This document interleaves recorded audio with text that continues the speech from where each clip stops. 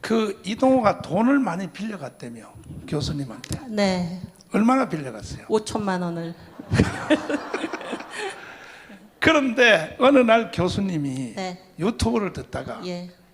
이제 강화문에 나오셨죠. 네네. 그리고 정가훈 목사 설교를 듣고 네. 이야, 이 새끼를 변화시키려면 네. 정가훈 목사 설교를 듣는 길밖에 없다 맞습니다. 판단해서 네. 제안하기를 뭐라고 제안했습니까?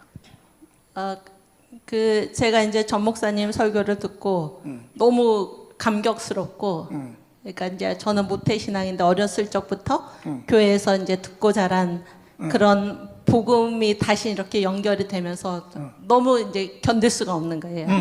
근데 이제 이게 보니까 너무 불쌍하게 보이고 그래서 전 목사님 이제 설교를 듣는 중에 이제 목사님께 제가 배운 것 한 가지가 하나님께 뭔가 이렇게 헌금 감사하고 이런 게 너무 마음에 와닿았어요. 그래서 내가 뭐라도 하나님께 드려야겠다 그런 마음이 막 불릴 듯 일어나는데 그때 뭐 제가 이제 가진 돈은 없고 이 생각이 나는 거예요. 그래서 내가 이거 만 달란트 그 탕감 받은 자도 있는데 나도 그렇게 해야겠다. 그래서 이제 얘기를 했어요. 정가훈 목사님 설교를 들으면 내가 그 당신이 나한테 빚진 거를 받지 않겠다. 빌려준 거 5천만 원 네. 안 받겠다. 네, 안 받겠다. 그랬더니 듣겠다고 듣겠다고. 그러더라고요. 네.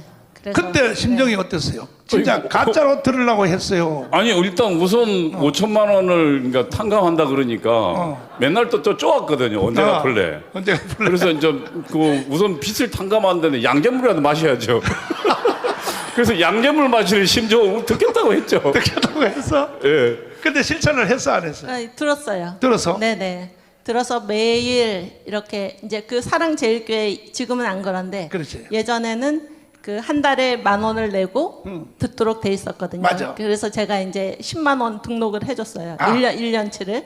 대신 돈 내고. 돈 내고. 네. 네. 그래서 그때 이제 같이 이렇게 산책을 한 2시간 정도 코스로 다녔는데 그때 꼭 목사님 설교를 듣고 저도 듣고 첫 이제 이 번째 사람도 걸려든 설교가 뭐예요? 7대 명절에 축복을 받답니다. 띄워봐봐.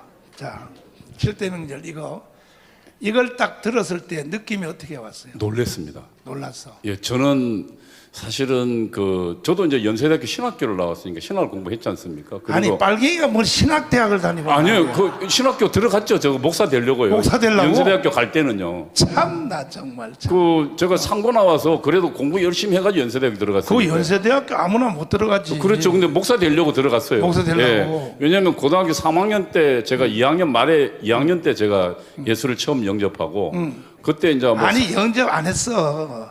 영접했으면 빨갱이가 될 리가. 아니 그래서 산기도도 다니고 했어요. 근데 방언은 안 터지더라고요. 아니, 그 가짜라니까 그거 다.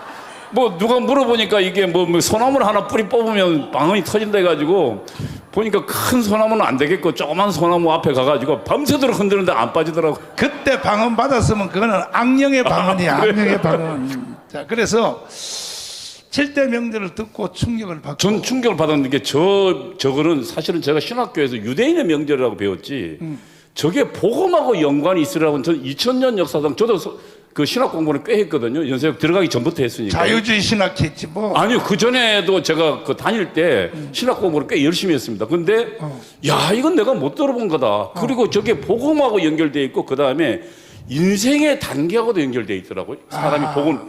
그러면서 가장 했던 게 무교절이었어요. 사람이 고난을 받는 이유.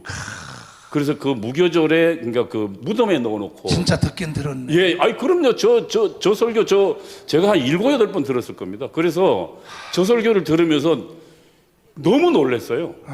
그래서 사실은 이제 저는 정광훈 목사님을 몰랐고 그 전에는 뭐 몇 번 보긴 했죠. 그건 내가 주사파 강의하러 몇 번 왜 그 교회는 갔었으니까. 근데 정광훈 목사님 설교를 알지도 못했고 또 유금주가 또 설교를 들으면 하도 시끄럽게 해요.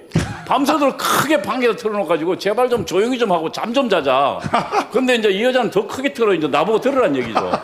근데 그래도 안 듣고 있다가 빚 갚아준다니까 얼른 들었는데 근데 그때 저기에 저 설교에 보니까 처음에 뭐냐면 무슨 뭡니까 이게 그 선악과를 반납하자길래 왜는 알레고리. 야 웃기는 소리 좀 그만. 저도 좀 배운 게 있다고 그랬는데 저 7대 명절 설교에 이렇게 완전히 충격받았어요. 자, 결론적으로 5천만 원의 돈으로 네. 남편의 영혼을 샀네. 아멘. 어떻게? 네. 돈 5천만 원 투자한 거 아까워요? 안 아까워요? 전혀 안 아깝습니다. 안 전혀 안 아까워요. 아깝고 이제 아멘. 그 그때 이게 이제 제가 이렇게 하나님께 드린 것보다 너무 소극적이잖아요. 그냥 빚을 탕감해 준 거여서. 근데 그 이후에 이제 목사님께서 그 감옥에 이제 갔다가 나오신 다음에 2021년도에 그 세계 기독청 건립을 말씀을 하셨어요. 맞아. 근데 그 말씀을 들을 때 내가 저기에 꼭 참여를 해야겠다 이런 마음이 정말 불같이 그건 일어났어요. 내가 해줄게. 네. 그래서 이동호 모르게 꼽을쳐놨던 1억의 돈을 나한테 가져왔어. 교수님. 제가 선거 나간다고요.